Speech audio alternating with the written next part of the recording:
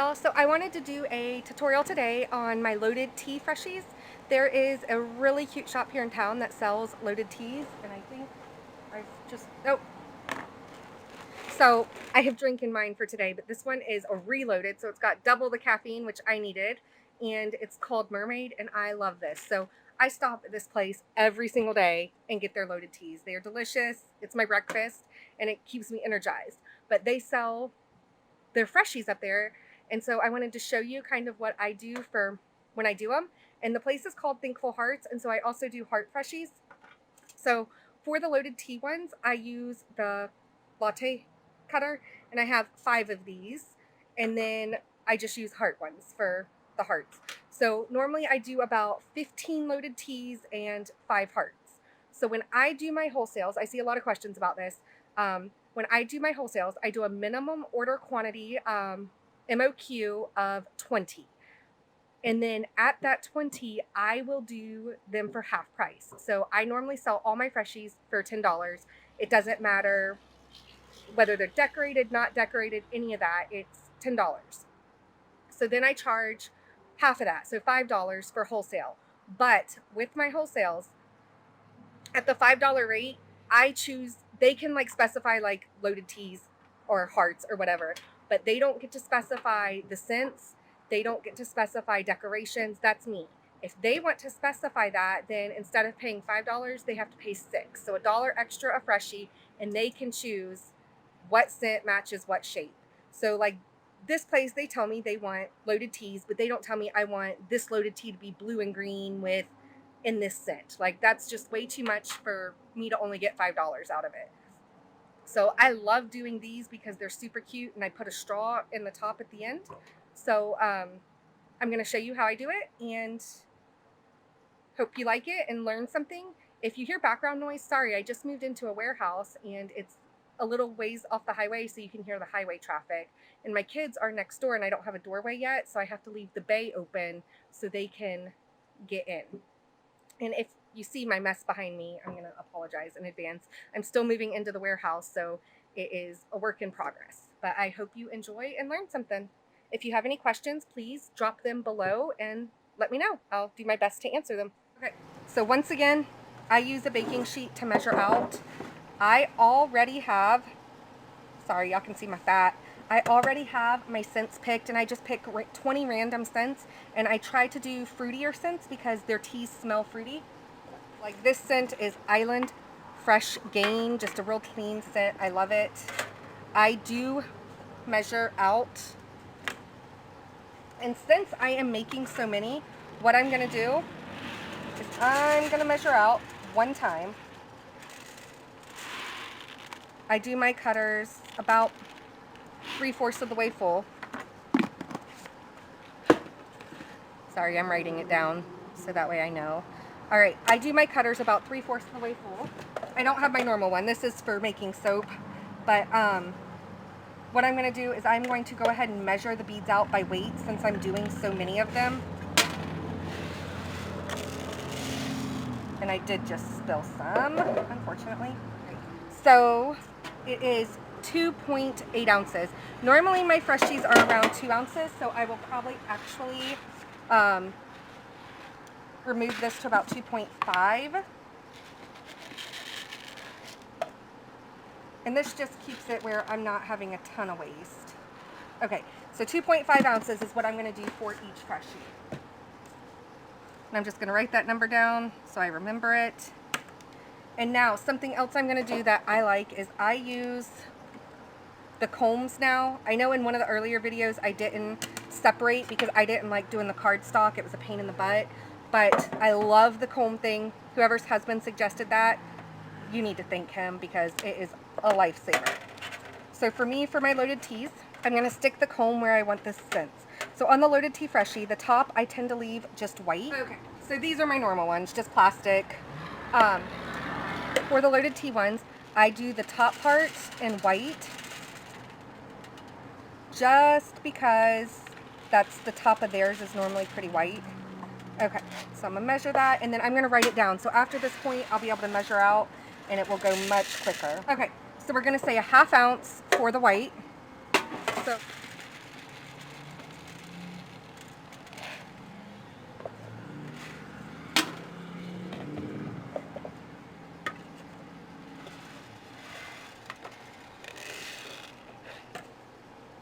Okay, so it's about 0.7 ounces for the bottom color. And then that would leave the remainder 1.3 ounces for the middle color.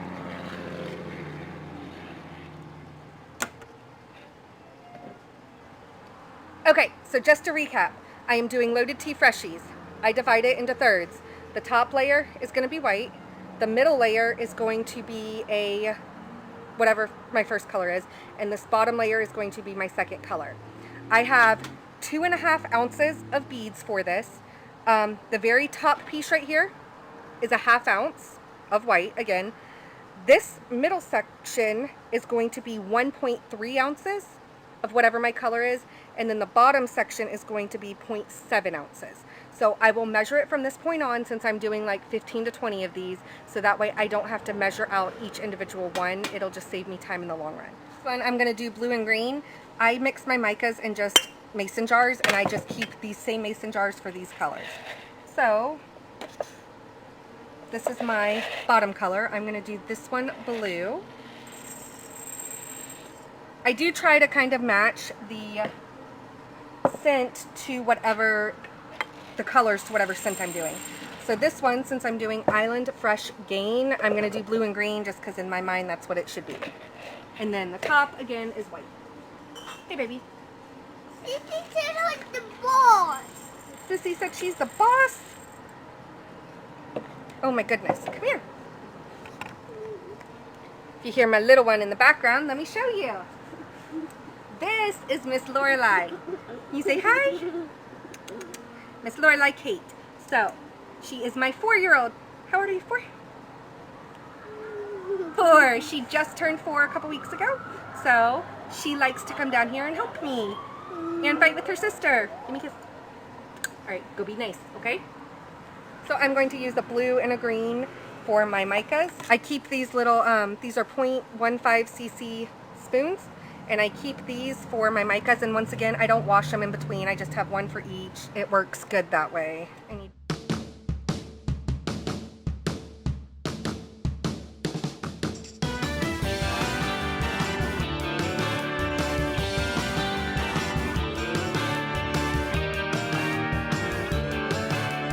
Alright, I've said before in my other videos, but just in case you haven't seen those, I use these... What are you talking about, Mommy? Lorelai, I'm talking, baby. I use these roll pins. I got them at a local hardware store here, like a mom and pop, and the ends are normally open, but the beads have been baked into this one, so it's not a big deal most of the time.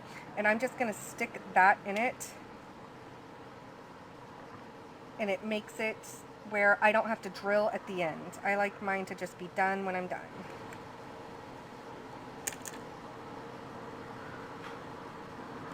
Try to do my hole like right towards the top of the first color and the white. Sometimes I put it right there in the white, but since it is Florida and we're getting into warmer weather, I'm going to start lowering it just a little, so that way they, you know, sometimes if it's not a big enough gap, the string will come out. I've only had it happen a couple times here, but I would still prefer not have that happen. One nice thing about having multiple cutters is I don't have to wait for that to bake to be able to do my next one.